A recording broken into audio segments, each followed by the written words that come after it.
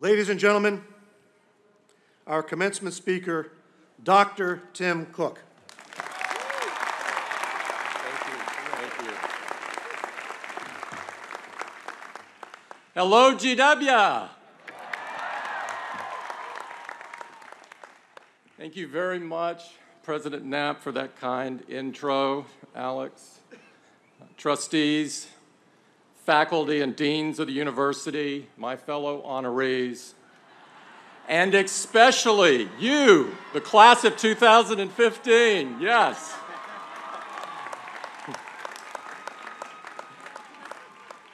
Congratulations to you, to your family, to your friends that are attending today's ceremony. You made it. It's a privilege, a rare privilege of a lifetime to be with you today. And I can't thank you enough for making me an honorary colonial.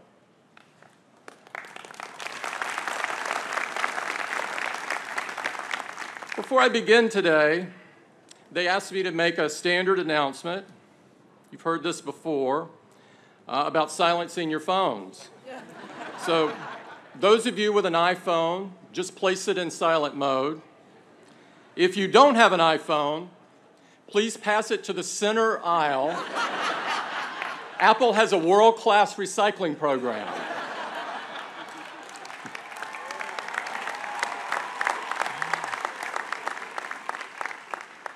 You know, this is really an amazing place. And for a lot of you, I'm sure that being here in Washington, the very center of our democracy, was a big draw when you were choosing which school to go to. This place has a powerful pull. It was here that Dr. Martin Luther King challenged Americans to make real the promises of democracy, to make justice a reality for all of God's children. And it was here that President Ronald Reagan called on us to believe in ourselves and to believe in our capacity to perform great deeds. I'd like to start this morning by telling you about my first visit here.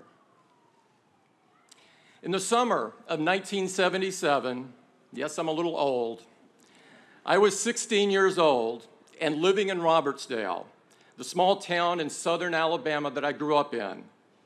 At the end of my junior year of high school, I'd won an essay contest sponsored by the National Rural Electric Association.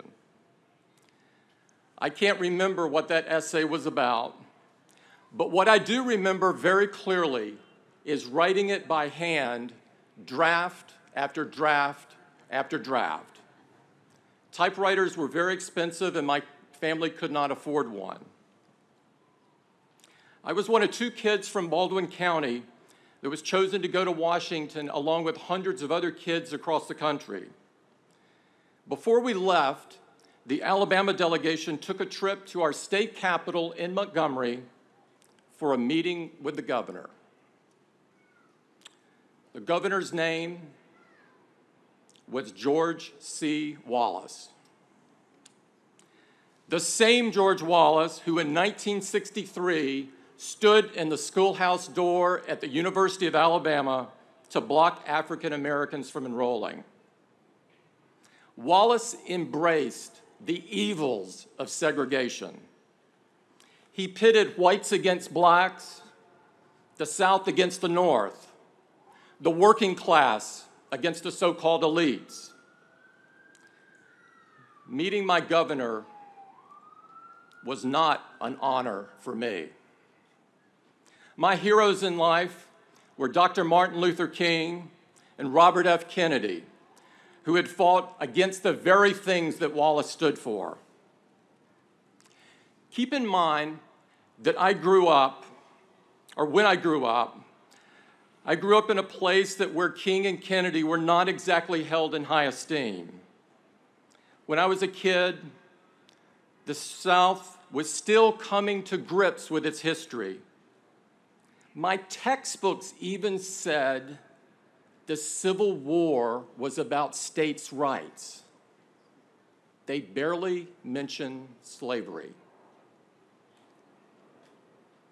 So I had to figure out for myself what was right and true. It was a search. It was a process. It drew on the moral sense that I'd learned from my parents and in church and in my own heart, and led me on my own journey of discovery. I found books in the public library that they probably didn't know they had. They all pointed to the fact that Wallace was wrong, that injustices like segregation have no place in our world, that equality is a right.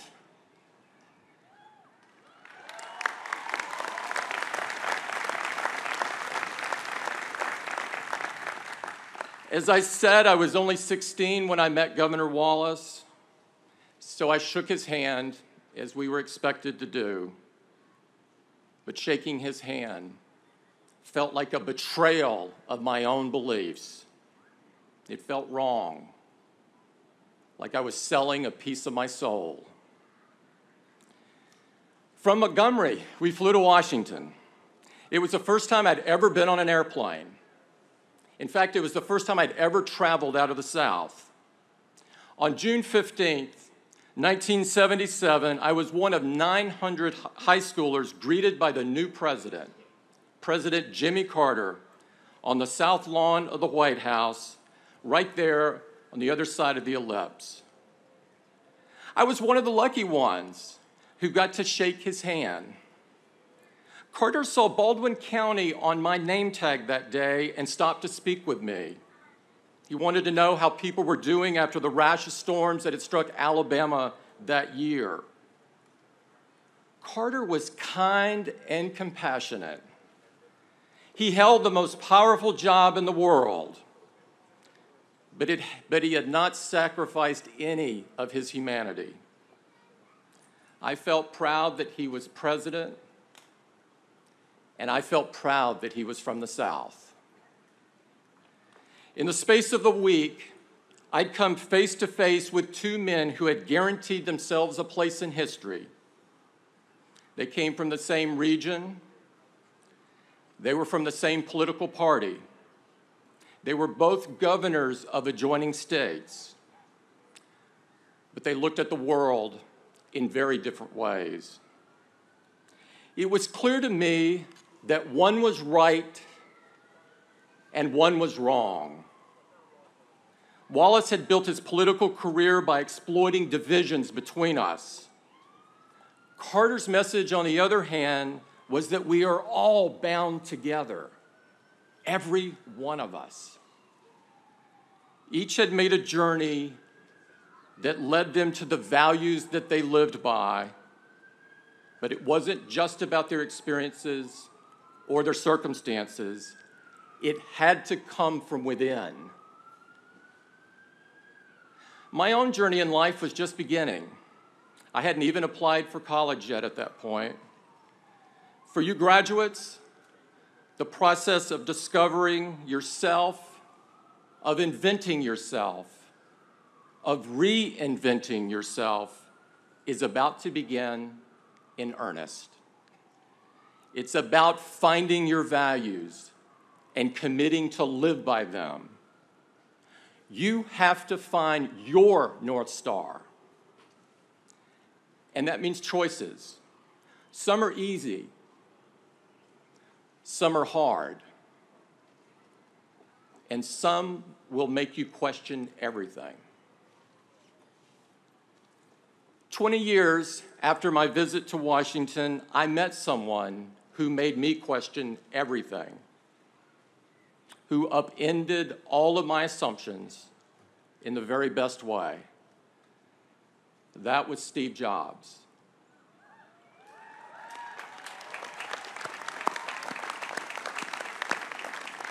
Steve had built a successful company. He had been sent away, and he returned to find it in ruins.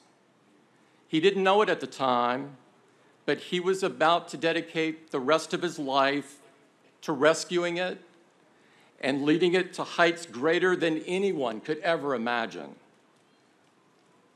Anyone, that is, except for Steve.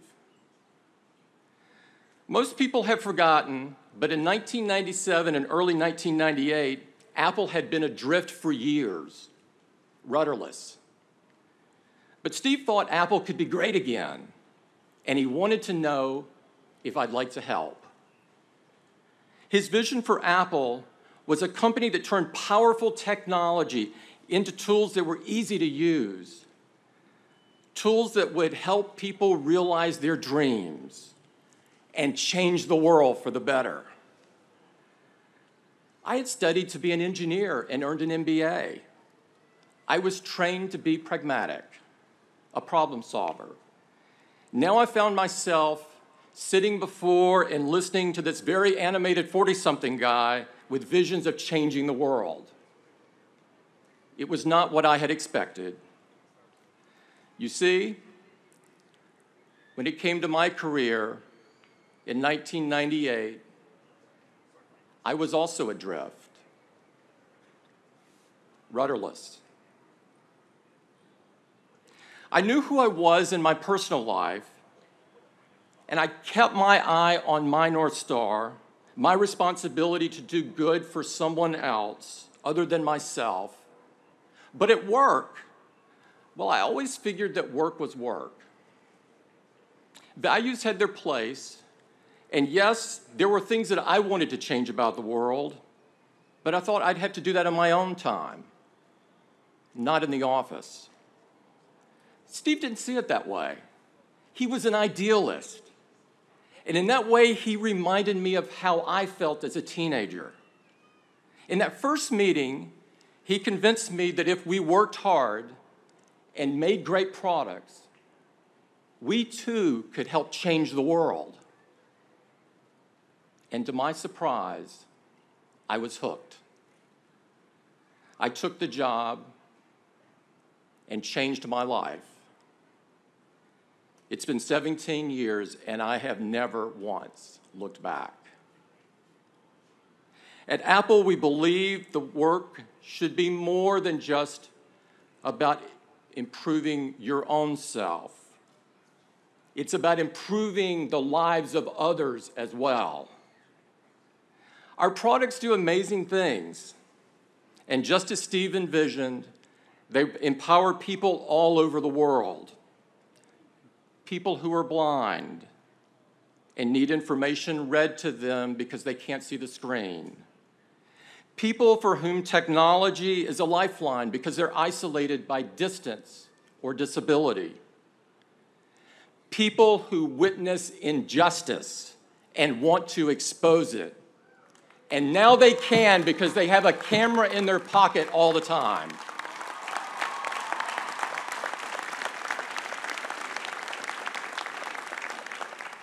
Our commitment goes beyond the products themselves to how they're made, to our impact on the environment, to the role we play in demanding and promoting equality, and in improving education.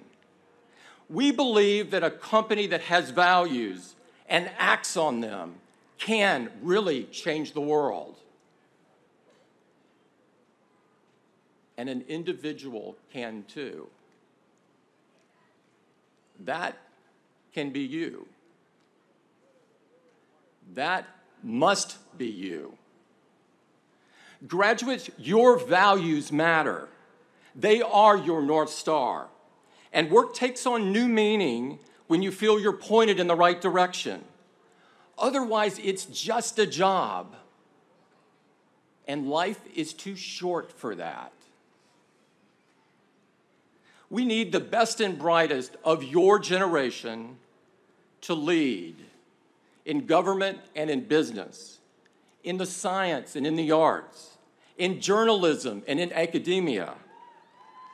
There's honor in all of these pursuits. And there's opportunity to do work that's infused with moral purpose. You don't have to choose between doing good and doing well. It's a false choice, today more than ever. Your challenge is to find work that pays the rent, puts food on the table, and lets you do what is right and good and just.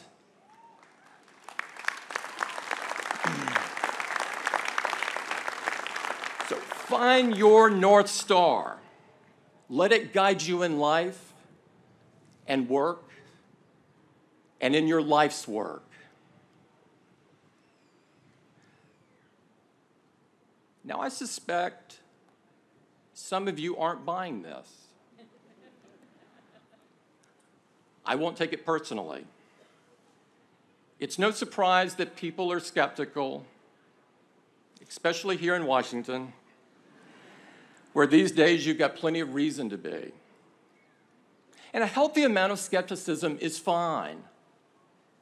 Though too often in this town, it turns to cynicism, to the idea that no matter who's talking or what they're saying, that their motives are questionable, their character is suspect.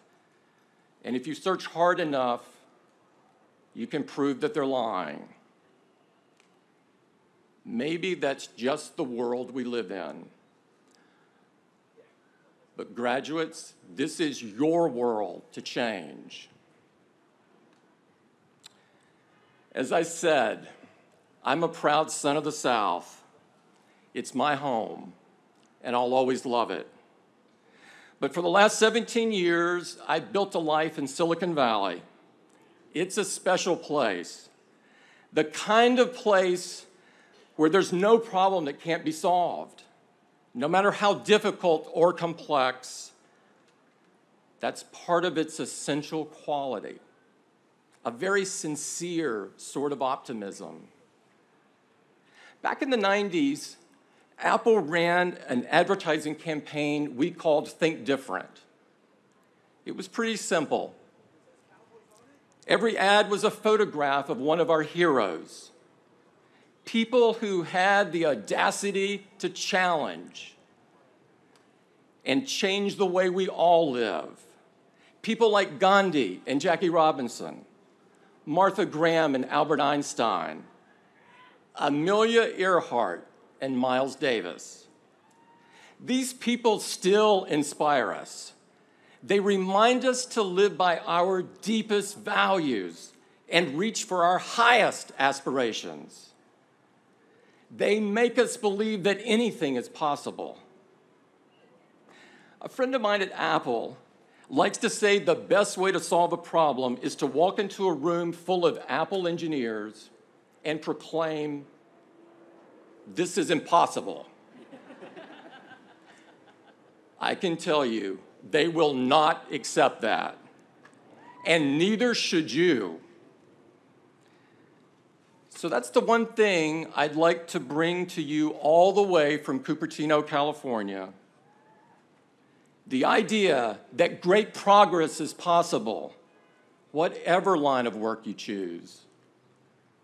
There will always be cynics and critics on the sidelines tearing people down. And just as harmful are those people with good intentions who make no contribution at all. In his letter from the Birmingham jail, Dr. King wrote that our society needed to repent, not merely for the hateful words of the bad people, but for the appalling silence of the good people.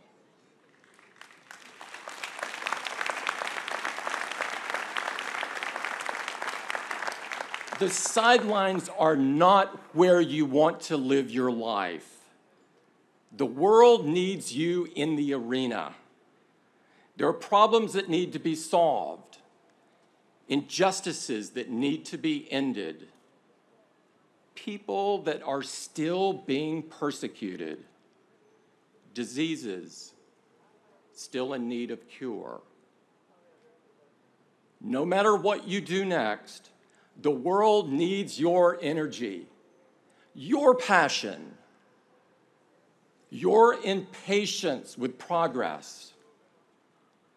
Don't shrink from risk and tune out those critics and cynics. History rarely yields to one person, but think and never forget what happens when it does. That can be you. That should be you. That must be you.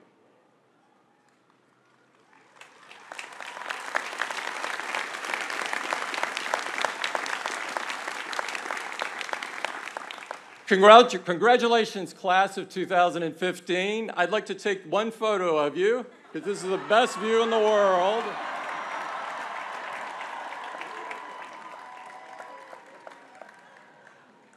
And it's a great one. Thank you very much.